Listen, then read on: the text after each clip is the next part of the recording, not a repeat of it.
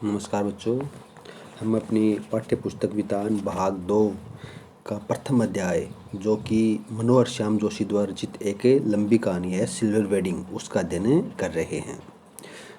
हमने पढ़ लिया है कि हमारी ये कहानी है सिल्वर वेडिंग, उसके नायक हैं यशोधर बाबू वाई.डी. पंत।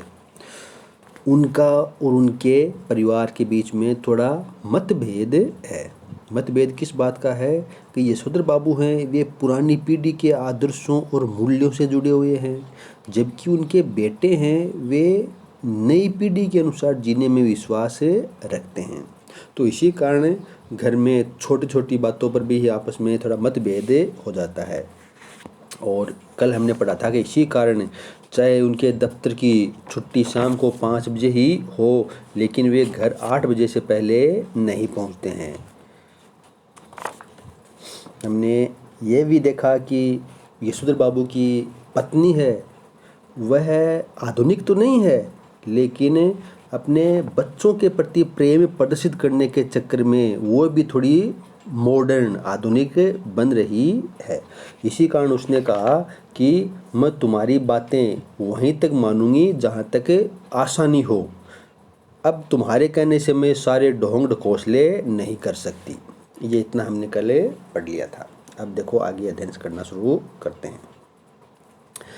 धर्म, कर्म, कुल परंपरा सबको ढोंग ढकोसला कहकर घरवाली आधुनिकाओं सा आचरण करती है, तो यशोधर बाबू साइनल बुढ़िया, चटाई का लहंगा या बूढ़ी मुंह मुहासे लोग करें तमाशे कहकर उसके विद्रोह का मजाक में उड़ा देना चाहते हैं। तो ये इसके लिए है कि यशोधर बाबू की पत्नी है ना, वे सब धर्म कर्म को, कुल यानी परिवार की परंपराओं को ढकोसला कहती है आधुनिक बनने के चक्कर में। आधुनिक जो उनके पुत्र पुत्रियां हैं, उनके लिए वे आधुनिकाओं का सा आचरण करने लगती है। तो उसका यशोधर बाबू मजाक उड़ाते हैं, क्या करके? साइनल बुढ़िया। साइनल बुढ़िया का मतलब क्या होता है? ये अपने गुण के विपरीत आचरण करना, अपने व्यवहार के विरुद्ध आचरण करना, उम्र के विरुद्ध आचरण करना। तो वे कहते हैं कि इनकी उम्र हो गई लेकिन आधुनिकाओं का सा आचरण ये कर रही है। चटाई का लहंगा, इसका मतलब यह है दिखावा करना, कि तुम्हें दिखावा ज़्यादा करने लगी हो। और बूढ़ी मुँह मुहासे लोग करे तमाशे, ये भी एक मुहावरा एक अर्थ है कि मुँह पर मुहासे तो जवानी में ठीक लगते हैं, बुढ़ापे में निकलते हैं लोग तमाशा ही करते हैं। तो ये सब जो यशोधर बाबू की पत्नी है, वे आधुनिकाओं का सा आचरण करने लगती है, थोड़ा मॉडर्न बनने का प्रयास करती है ना, तो उसका यशोधर बाबू मजाक उड़ाते हैं, अनदेखा कर देना चाहते हैं, लेकिन ये स्वीकार करने को भी बाध्य हो जाते हैं कि तमाशा स्वयं उनका बन रहा है, क्योंकि उनकी पत्नी और पुत्री के पास अकाट्य तर्क होते हैं, जो यशोधर बाबू उन तर्कों को काट नहीं सकते और ये स्वीकार करते हैं कि वास्तव में तो तमाशा मेरा ही बन रहा है।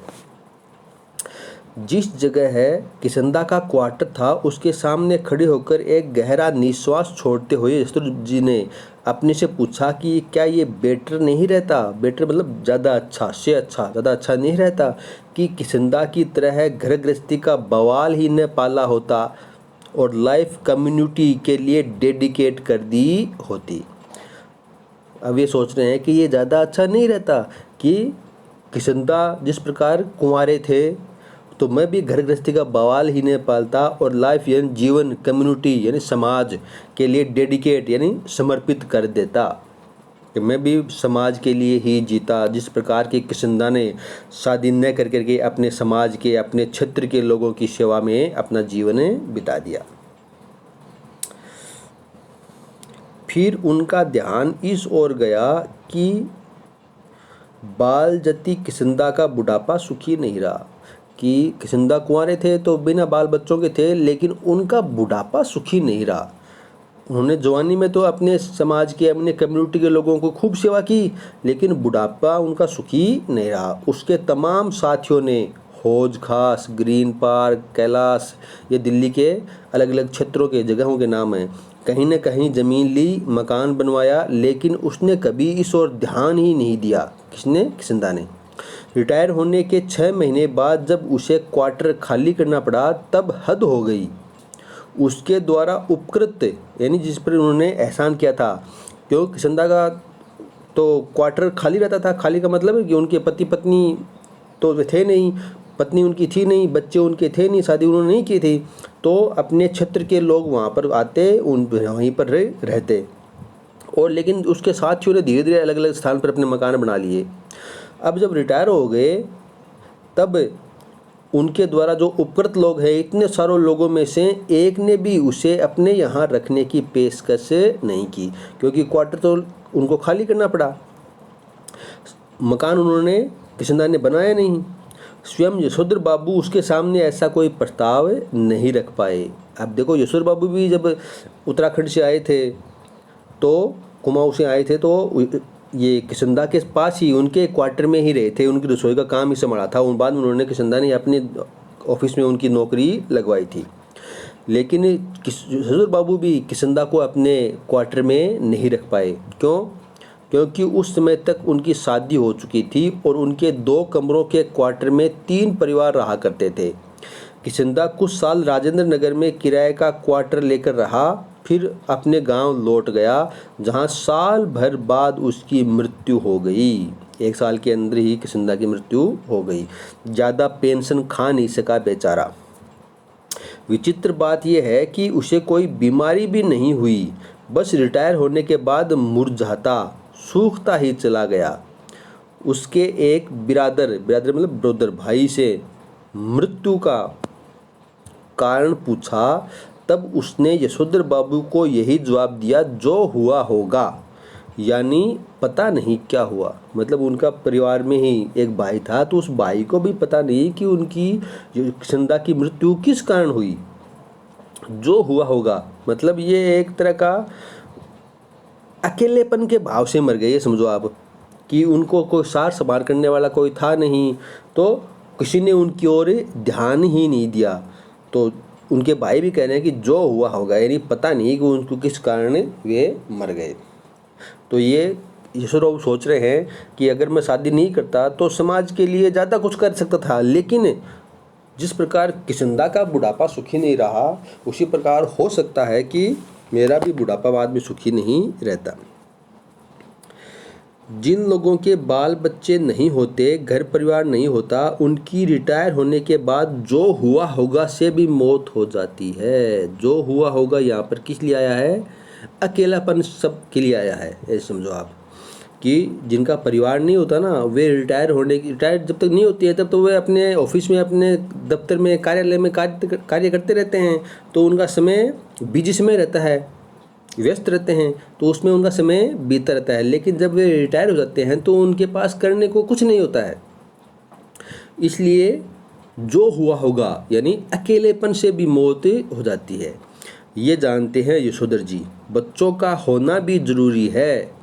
ये सही है कि यशोधर जी के बच्चे मनमानी कर रहे हैं, यानी अपने पिता की बातें नहीं मान करके अपनी ही बातें चलाते हैं, और ऐसा संकेत दे रहे हैं कि उनके कारण यशोधर जी को बुढ़ापे में कोई विशेष सुख प्राप्त नहीं होगा। लेकिन यशोधर जी अपने मर्यादा पुरुष किशनदा से सुनी हुई ये बात नहीं भूले हैं कि गधापचीसी में कोई क्या करता है इसकी चिंता नहीं करनी चाहिए। गधापचीसी का मतलब तो क्या होता है? ये फालतू का दिमाग खर्च करते हैं ना आदमी, जो युवा अवस्था में शुरू की जो 25 वर्ष होते हैं, युवा अवस्था होती है, तो उसमें जो युवा हैं वे अपना फालतू का दिमाग इधर उधर खर्च करते रहते हैं। तो उस समय में लोग क्या करते हैं उसकी ज़्यादा चिंता नहीं करनी चाहिए, क्योंकि बाद में हर आदमी समझदार हो जाता है। यद्यपि युवा यशोधर को विश्वास नहीं होता, युवा यशोधर मतलब जिस समय यशोधर बाबू किशनदा के पास रहते थे उसमें यशोधर बाबू युवा ही थे, तो युवा यशोधर को विश्वास नहीं होता। तथापि किशनदा बताते हैं कि किस तरह मैंने जवानी में 50 किस्म की खुराफात की है। खुराफात मतलब बदमाशियाँ की हैं। किस प्रकार की बदमाशी? ककड़ी चुराना, गर्दन मोड़ के मुर्गी मार देना, पीछे की खिड़की से कूदकर सेकंड शो सिनेमा देख आना। ऐसे कौन कौन कर्म ऐसा है जो तुम्हारे इस किसंदा ने नहीं कर रखा है। तो ये अपने बच्चों के बारे में ज़रूर आप सोच रहे हैं कि युवावस्था में, जवानी में सभी अपना दिमाग खर्च करके फालतू कार्य करते रहते हैं। जिनको वे अपना आदर्श मानते हैं किसंदा को, उन्होंने ही अपने ही मुँह से कहा था कि मैंने भी अपनी जीवन के शुरू के वर्षों में, यानी जवानी के वर्षों में, युवावस्था के समय में ऐसे बहुत सी खुरापाते बदमाशियाँ की हैं। जिम्मेदारी सर पर पड़ेगी तब सब अपने आप ही ठीक हो जाएंगे। ये भी किसंदा से विरासत में मिला हुआ एक फिक्रा है। फिक्रा किसे बोलते हैं? फिक्रा बोलते हैं जुमला को। जुमला भी किसे बोलते हैं? कथन को, बात को। तो ये एक बात किसंदा ने कही हुई है। कौन सी बात? कि जब जिम्मेदारी सर पर पड़ेगी तब सब अपने आप ठीक हो जाएंगे। ये एक किसंदा की कही हुई बात है, जिसे यशोधर बाबू अक्सर अपने बच्चों के प्रसंग में दोहराते हैं। उन्हें कभी कभी लगता है कि अगर मेरे पिता तब नहीं गुजर गए होते जब मैं मैट्रिक में था, तो शायद मैं भी गधा पचीसी के लंबे दौर से गुजरता। गधा पचीसी मतलब अपनी जवानी में, जो जवानी में फालतू कार्य करते रहते हैं। तो यशोधर बाबू जब मैट्रिक में थे तभी उनके पिता की मृत्यु हो गई और उन पर जिम्मेदारी आ गई तो वे जिम्मेदार आदमी बन गए। इसलिए कह रहे हैं कि अगर मेरे भी पिता मैट्रिक में नहीं गुजरते तो शायद मैं भी युवावस्था में ऐसे ही कार्य करता जैसे कि मेरे बच्चे अभी कर रहे हैं। जिम्मेदारी सर पर जल्दी पड़ गई तो जल्दी ही जिम्मेदार आदमी भी बन गया। जब तक बाप है तब तक मौज कर लें। यह बात यशोधर जी कभी कभी तंजिया कहते हैं। तंजिया मतलब तंज मतलब व्यंग में कहते हैं अपने बच्चों को कि जब तक बाप है तब तक मौज कर लो। यह बात यशोधर जी अब कभी कभी तंजिया कहते हैं, लेकिन कहते हुए उनके चेहरे पर जो मुस्कान खेल जाती है वह बच्चों पर यह प्रकट करती है कि बाप को उनका सनात होना, गैर जिम्मेदार होना कुल मिलाकर अच्छा लगता है। सनात होना मतलब अनाथ का विपरीत सनाथ, मतलब स्वामी सहित होना। स्वामी है उनका मालिक है, मालिक होना पिता है, कि उनके बच्चों का पिता यानी यशोधर बाबू स्वयं उनके साथ हैं और वे गैर जिम्मेदार हैं, तो ये कोई ज़्यादा बुरी बात नहीं है। यशोधर बाबू को उनको ये बात अच्छी भी लगती है। यशोधर बाबू कभी कभी मन ही मन स्वीकार करते हैं कि दुनियादारी में बीबी बच्चे उनके अधिक सुलझे हुए हो सकते हैं, लेकिन 2 के 4 करने वाली इस दुनिया ही उन्हें कहाँ मंजूर है। वे सोचते हैं कि हो सकता है कि वे जो दुनियादारी है, जो आपस में एक दूसरे के प्रति व्यवहार है, उसमें हो सकता है कि उनकी बीवी बच्चे अधिक समझदार हों, अधिक सुलझे हो सकते हैं, लेकिन दुनिया किस प्रकार की है? स्वार्थी, 2 के 4 करने वाली। तो ये स्वार्थी दुनिया ही यशोधर बाबू को पसंद नहीं है, मंजूर नहीं है। जो उसकी रीत मंजूर करे, रीत मतलब रीति तौर तरीके मंजूर करे। दुनियादारी के हिसाब से बच्चों का यह कहना सही हो सकता है कि बब्बा ने डीडीए फ्लैट के लिए पैसा न भर के भयंकर भूल की है। डीडीए क्या है? डीडीए है दिल्ली डेवलपमेंट अथॉरिटी। डीडीए का मतलब दिल्ली विकास प्राधिकरण। दिल्ली विकास प्राधिकरण दिल्ली का विकास करने का जो कार्य है, तो इन्होंने फ्लैट बनाए, इस संस्था ने डीडीए ने फ्लैट बनाए और आवंटन किए कर्मचारियों को, तो उसमें पैसा नहीं भर करके यशोधर बाबू ने भयंकर भूल किए, क्योंकि इसमें सरकार ये क्वार्टर फ्लैट बना के देती है तो ये बाज़ार रेट से काफ़ी कम में मिलते हैं, तो ये इसके लिए लेने के लिए बहुत ही मारामारी होती है।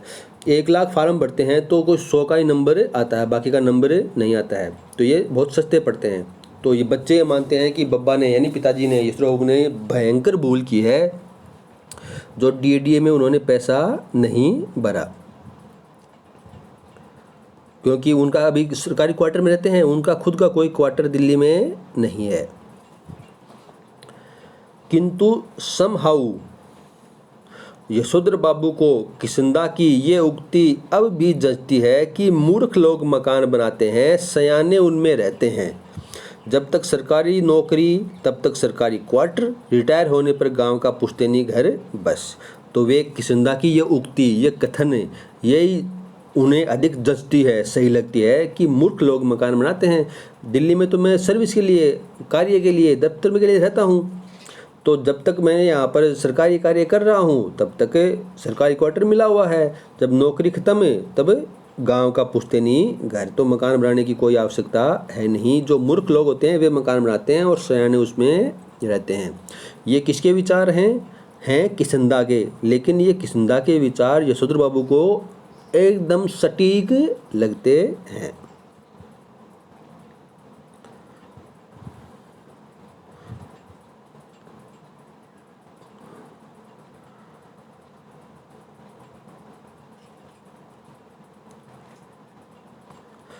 गांव का पुश्तैनी घर टूट फूट चुका है और उस पर इतने लोगों का हक है कि वहां जाकर बसना, मरम्मत की जिम्मेदारी ओढ़ना और बेकार के झगड़े मोल लेना होगा। इस बात को यशोधर जी अच्छी तरह समझते हैं। अब जो यशोधर बाबू का गांव में पुराना पुश्तैनी पैतृक घर है, उसमें इतने लोगों का हक है, क्योंकि वो तो पैतृक है, तो उसमें चाचा का, ताऊ का, उनके पुत्रों का कितना का हक है। तो वहाँ जाकर बसना, उनकी उस पुश्तैनी मकान की मरम्मत की जिम्मेदारी लेना, तो उन सभी से बेकार के झगड़े मोल लेना होगा। ये बात भी यशोधर बाबू अच्छी तरह समझते हैं।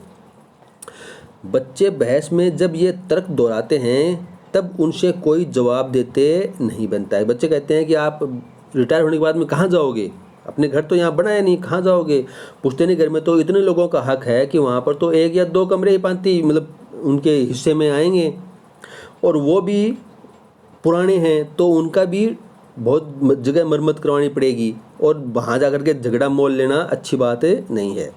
तो इस बात का कोई भी जवाब यशोधर बाबू के पास नहीं होता है। उन्होंने हमेशा यही कल्पना की थी और आज भी करते हैं कि उनका कोई लड़का रिटायर होने से पहले ही सरकारी नौकरी में आ जाएगा और क्वार्टर उनके परिवार के पास बना रहेगा। अब भी पत्नी द्वारा भविष्य का प्रश्न उठाए जाने पर यशोधर बाबू इस संभावना को रेखांकित कर देते हैं। जब पत्नी कहती है अगर ऐसा नहीं हुआ तो, कैसा नहीं हुआ कि उनका पुत्र को सरकारी नौकरी में नहीं लगा, तो आदमी को हर तरह से सोचना चाहिए। तब यशोधर बाबू टिप्पणी करते हैं कि सब तरह से सोचने वाली हमारी बिरादरी में नहीं होते हैं, उनमें तो एक ही तरह से सोचने वाले होते हैं, और कहते हैं और कहकर लगभग नकली सी हंसी हंस देते हैं। तो यशोधर बाबू कहते हैं कि भाई देखो, मैं जिस पीढ़ी का हूँ उस पीढ़ी में लोग तरह तरह की बातें नहीं सोचते कि ये होगा तो ये करेंगे, ये नहीं होगा तो ये करेंगे। जैसे प्लान ए होता है, प्लान बी होता है। तो हमारे तो जो अवस्था है, जो पीढ़ी है, उसमें एक तरह से सोचते हैं, और ये कह करके वे एक नकली सी हंसी हंस देते हैं। जितना ही इस लोक की जिंदगी यशोधर बाबू को ये नकली हंसी हंसने के लिए बाध्य कर रही है, उतना ही वह परलोक के बारे में उत्साही होने का यत्न कर रहे हैं। यानी ईश्वर के प्रति ध्यान लगाने के में अधिक व्यग्र हो रहे हैं, बेचैन हो रहे हैं। तो उन्होंने बिड़ला मंदिर की ओर तेज कदम बढ़ाए। दफ्तर से आने के बाद में लक्ष्मी नारायण के आगे हाथ जोड़े। असीक के फूल मतलब जो चढ़ाते हैं ना, भगवान के चरणों में फूल चढ़ाते हैं, वे उसको चुटिया में खोसा और पीछे से उस प्रांगण में पहुँचे, उस स्थान पर पहुँचे जहाँ एक महात्मा जी गीता पर प्रवचन कर रहे थे। तो मंदिर से आने के बाद में, मंदिर नहीं, अपने दफ्तर से आने के बाद में वे एक मंदिर में बैठ गए और भगवान के प्रति अपने ध्यान लगाने का प्रयास किया। चलो आज इतना ही पढ़ेंगे, बाकी का अध्ययन हमें कल करेंगे। धन्यवाद।